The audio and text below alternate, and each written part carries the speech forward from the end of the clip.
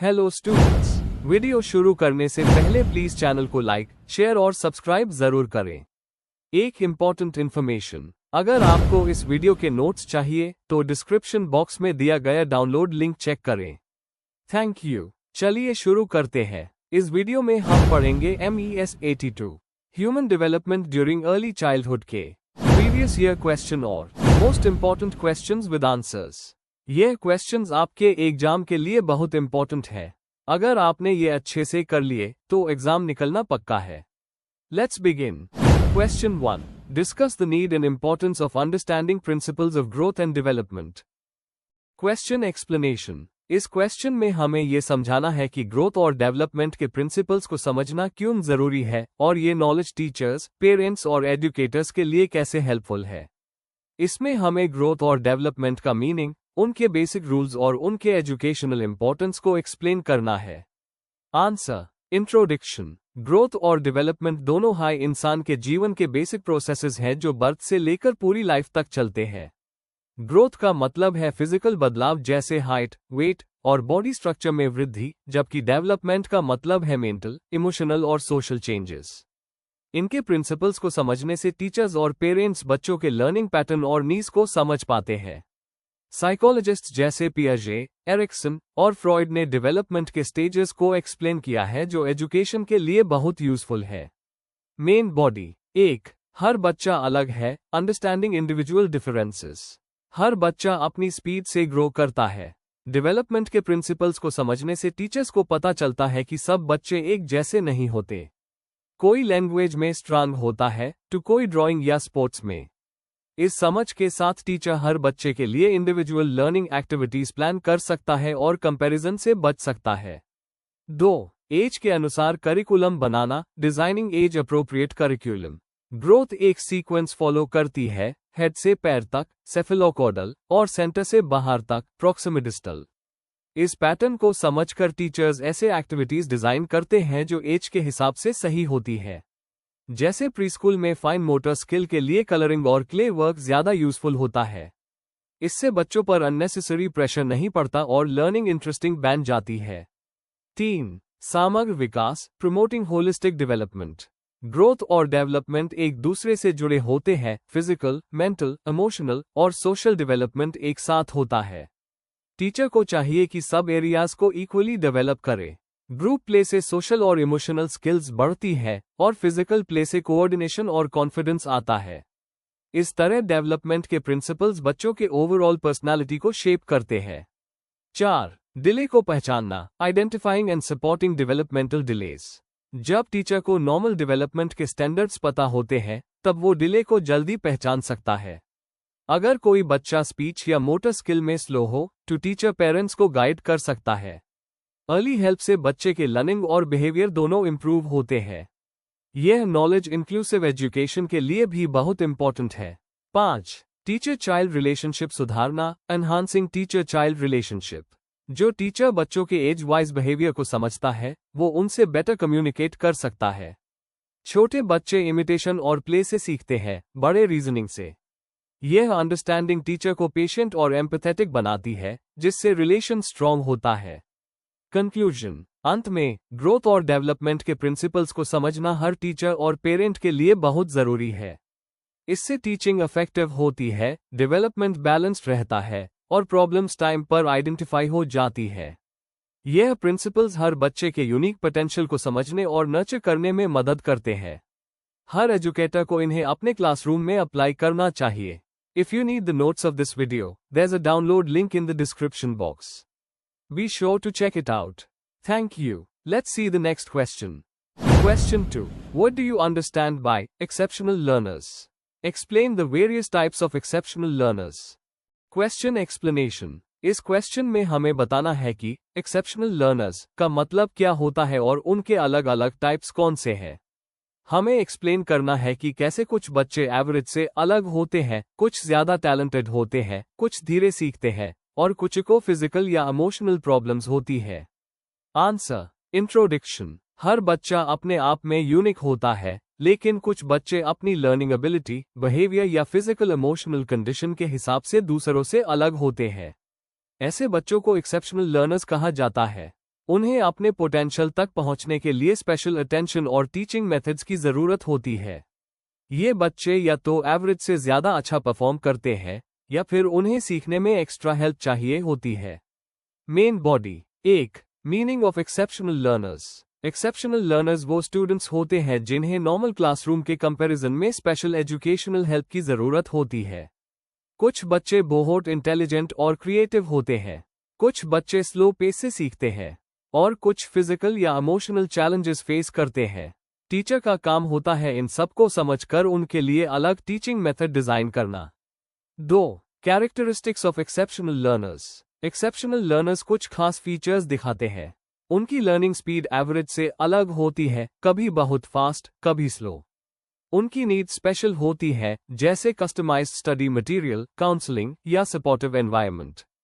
उनमें कुछ एरियाज में एक्स्ट्रा टैलेंट होता है और कुछ में डिफिकल्टी होती है। इसलिए इन बच्चों के लिए इंडिविजुअलाइज्ड टीचिंग प्लान बनाना बहुत जरूरी है। 3. Types of exceptional learners. A. Gifted and talented learners. ये बच्चे हाई इंटेलिजेंस और क्रिएटिविटी रखते हैं। इन्हें रेगुलर सिलेबस से बोर्डम होता है। एग्जाम्पल, आइंस्टीन जैसे लोग गिफ्टेड थे। नीड चैलेंजिंग और क्रिएटिव एक्टिविटीज देनी चाहिए।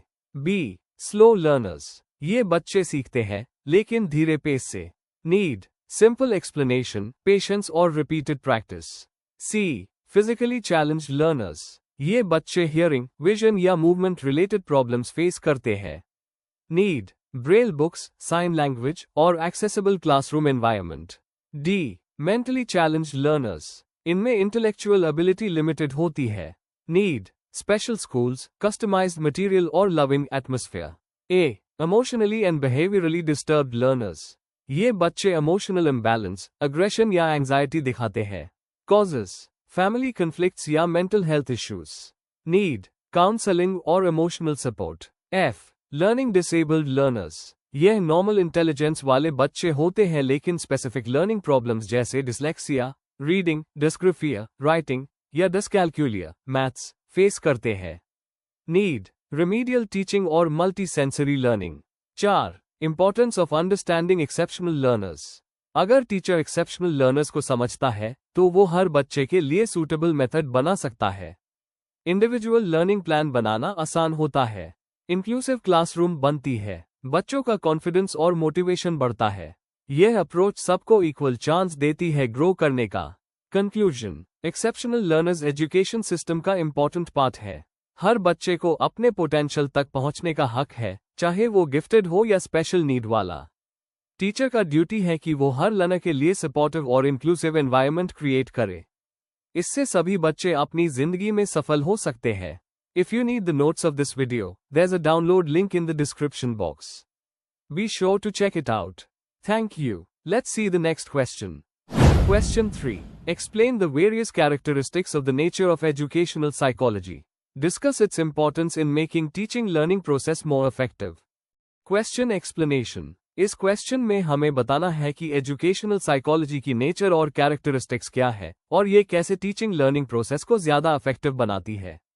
मतलब, हमें थियोरेटिकल पॉइंट्स के साथ प्रैक्टिकल इंपॉर्टेंस भी एक्सप्लेन करनी है। आंसर। इंट्रोडक्शन। एजुकेशनल साइकोलॉजी का एक ऐसा ब्रांच है जो लर्निंग और टीचिंग के प्रोसेस को समझने में मदद करता है। ये बताता है कि स्टूडेंट्स कैसे सीखते हैं, उन्हें क्या मोटिवेट करता है और टीचर्स उन्हें कैसे गाइड कर सकते हैं। यह साइकोलॉजी के प्रिंसिपल्स को क्लासरूम टीचिंग में अप्लाई करता है ताकि लर्निंग आउटकम बेहतर हो। जीन पियाजे, स्किनर और विगोत्स्की जैसे थिंकर्स ने इस फील्ड में बहुत योगदान दिया है। इसलिए ये एक साइंटिफिक और प्रैक्टिकल दोनों नेचर का सब्जेक्ट है। Main body. 1. Characteristics of the nature of educational psychology.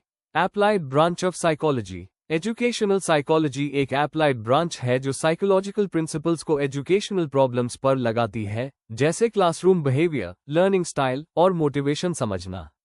Focus on learner and learning process. यह मेनली लर्नर पर फोकस करती है, उनकी ग्रोथ, एबिलिटीज, इंटरेस्ट्स और लर्निंग प्रोसेस पर। इससे पता चलता है कि बच्चे कैसे सीखते और डेवलप करते हैं। Scientific in nature. Educational psychology scientific methods जैसे ऑब्जर्वेशन, एक्सपेरिमेंटेशन और टेस्टिंग का यूज करती है। इसमें असम्पशंस नहीं बल्कि एविडेंस बेस्ड फैक्ट्स होते हैं। प्रैक्टिकल एंड फंक्शनल, ये थियरी और प्रैक्टिस को जोड़ती है। टीचर्स इसके प्रिंसिपल्स को लेसन प्लानिंग, क्लासरूम मैनेजमेंट और स्टूडेंट मोटिवेशन में यूज करते हैं।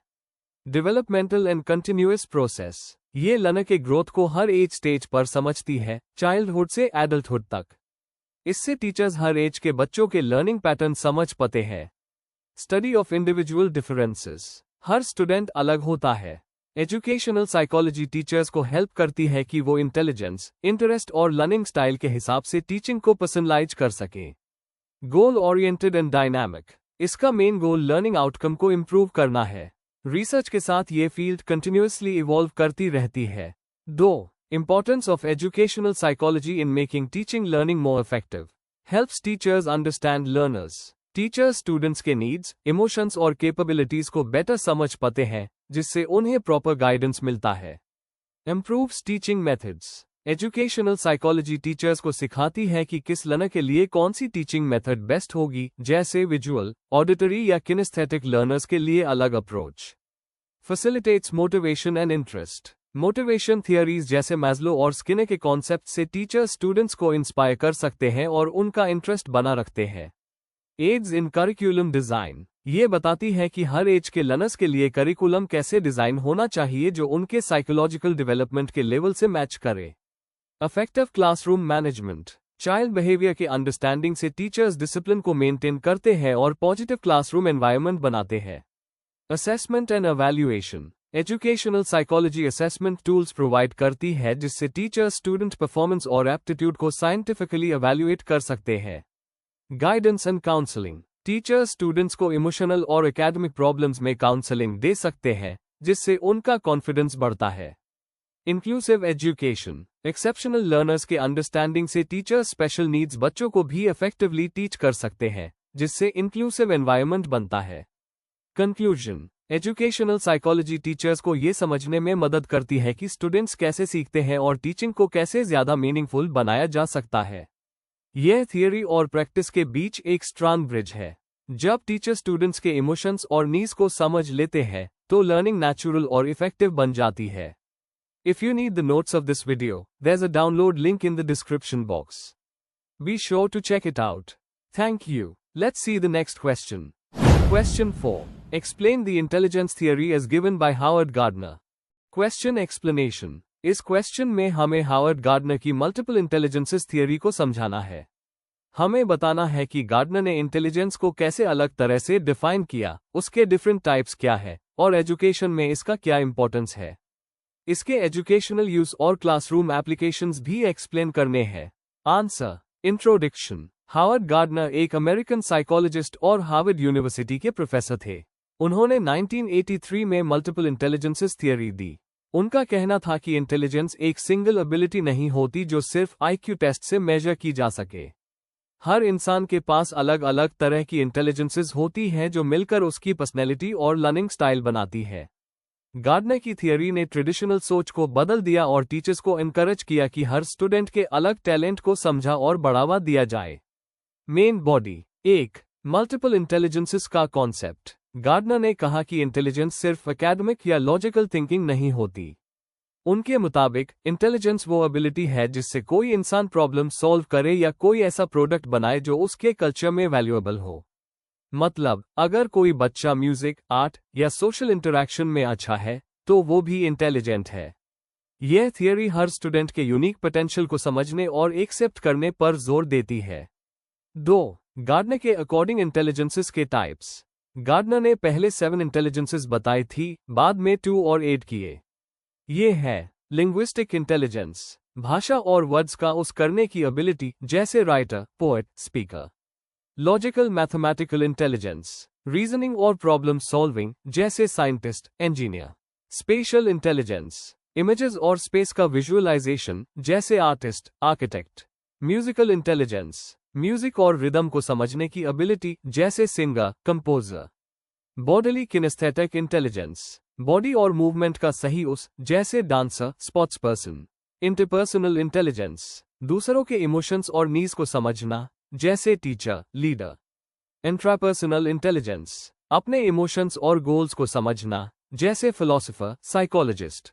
नेचुरलिस्टिक इंटेलिजेंस, नेचर और एनवायरनमेंट को समझने की एबिलिटी, जैसे बायोलॉजिस्ट, फार्मर।